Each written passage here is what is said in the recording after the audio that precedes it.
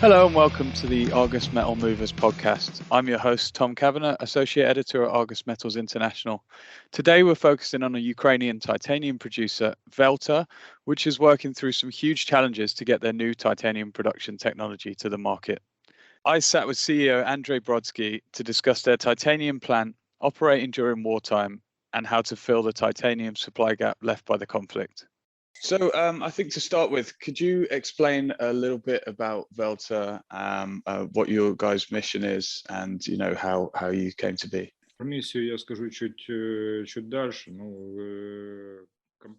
I will speak about our mission a bit later. But first of all, I want to say that Velta is a big industrial company, and this is rather unique experience for the Ukraine because we built our mining and processing complex from scratch. We didn't privatize anything, and we have been operating for more than 10 years already, taking like 2% of the world's titanium feedstock market. We never wanted to stay as the resource company, and we always were considering any possible way for the vertical integration of the company. And first of all, the idea was to build up the pigment plant, which is widely spread in our industry. But in the end, me and the top management of the company, we took the decision to concentrated our efforts in the metal direction. For this purpose, in 2017, we started our R&D center, which grew up into very significant structure, and it brought its fruit. When 2 years ago, the team has invented and developed the innovative technology of production of titanium metal, which is different from the traditional crawl method, which is much more energy saving, environmentally friendly, and less costly than the existing technology today. I wonder if you can explain a little bit more about the new process. So if we speak about the technology in details, that might take a lot of time, and you can also find a lot of details in the patents which are available today. But if we speak in general, I would stress that first of all, the technology is, in our technology, we use less steps because in the traditional crawl technology, there are quite significant number of steps and quite significant time for every stage. This is very much reduced in the technology which was developed by Titanera. We also use different temperatures compared to crawl method. And we use much less energy, which implies the energy saving concept for the technology. And also, we don't have any waste at all, no liquid, no solid, no gas emissions, and everything that is waste by this technology is transformed into the saleable byproduct, such as fertilizers or colorful pigments. And with this technology, and we've now come to a point in the market where there's a significant gap in the needs for titanium products especially in the West, and the supply because of the way Russia was ingrained in this supply chain, which is now being cut out. I mean, how does the market try and fill the gap in titanium products left by Russia's invasion?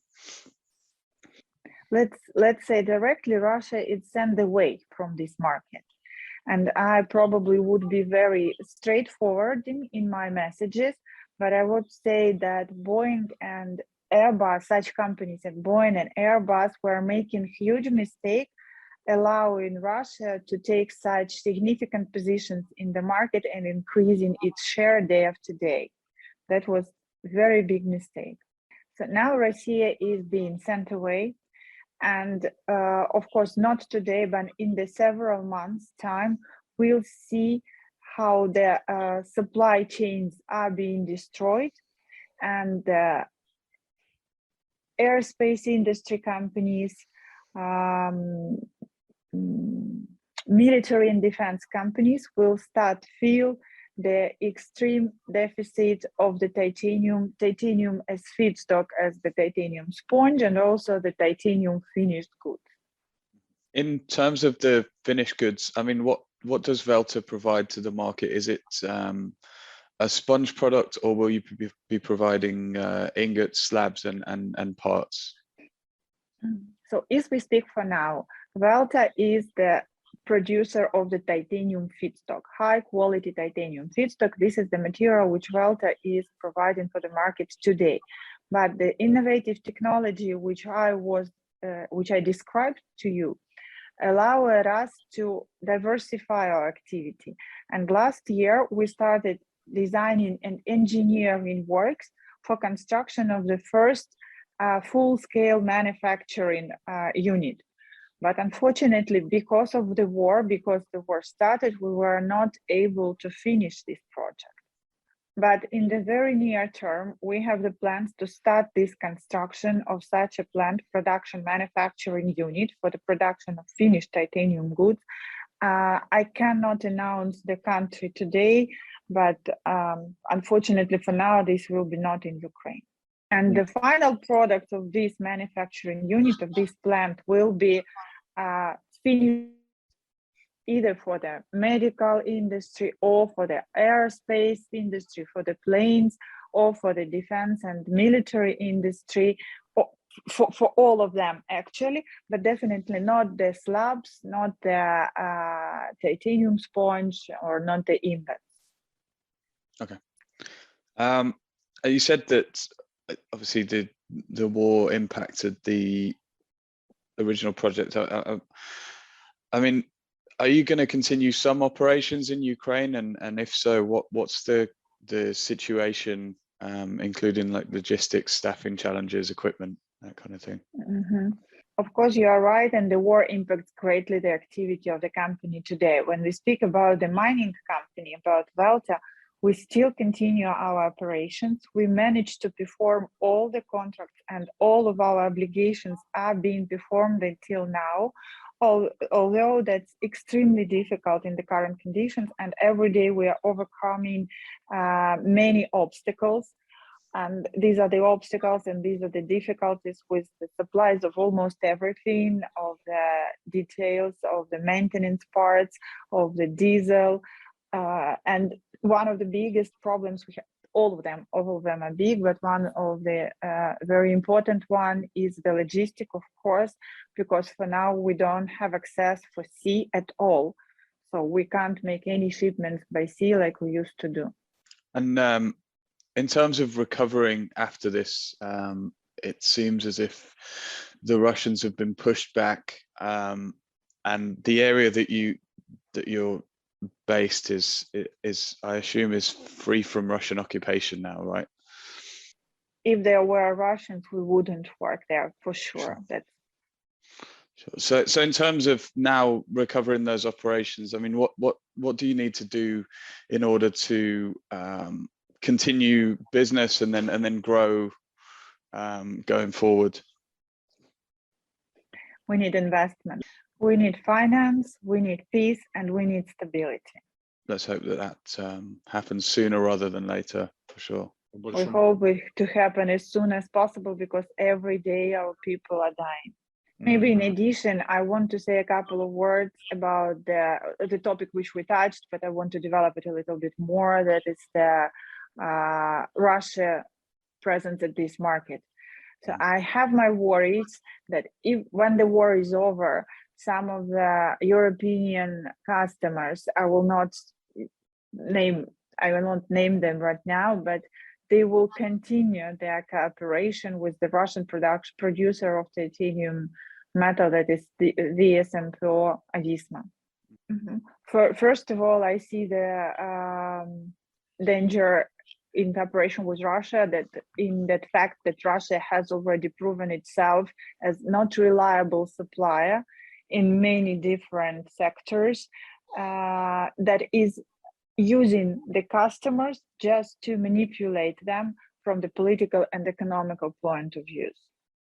I believe that NATO countries should adopt some policy of trying to avoid dependence on Russia and to gain independence not only on the gas and oil markets, but also on the titanium market.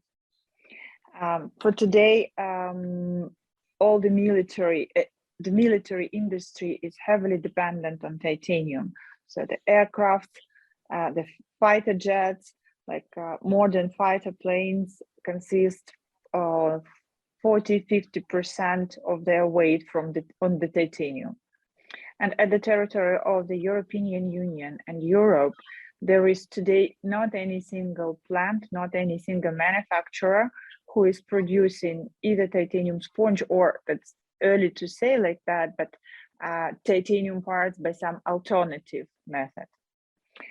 So if after the war, the supplies from Russia resume, and unfortunately for now, they haven't been stopped yet.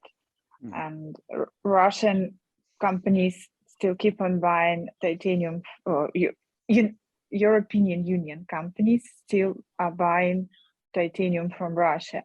But if it stops, we do hope that it will be finally equal to the bloody diamonds, and the supply would stop. If by any case, after the war, Europe keeps on buying titanium from Russia, that would be a giant and huge mistake. First of all, in terms of the national security of Europe. I believe that such a program should be adopted by the European countries that would provide the guarantee and secure the independence of the European countries from not friendly countries such Russia is on titanium.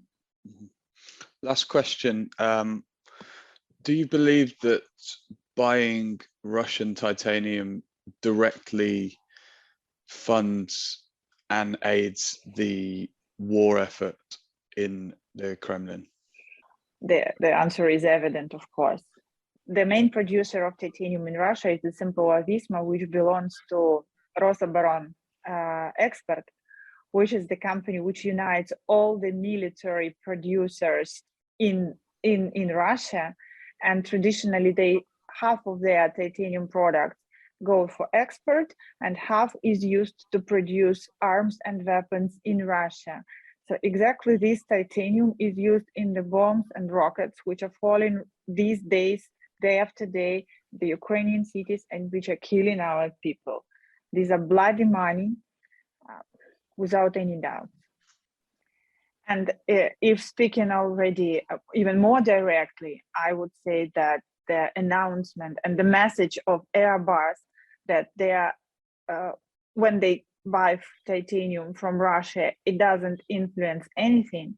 It's extremely cynical, and very much offensive for those people who are dying day after day, every day in this tragical war. Well, with that, I think we've covered most subjects that needed to be covered, and I also think that it's important for our readers and listeners to hear that message. So yeah, thank you so much for agreeing to the interview. Thank you very much. That's all we have time for on today's show. I've been your host, Tom Kavanagh, and thanks again for joining us on Metal Movers. See you next time.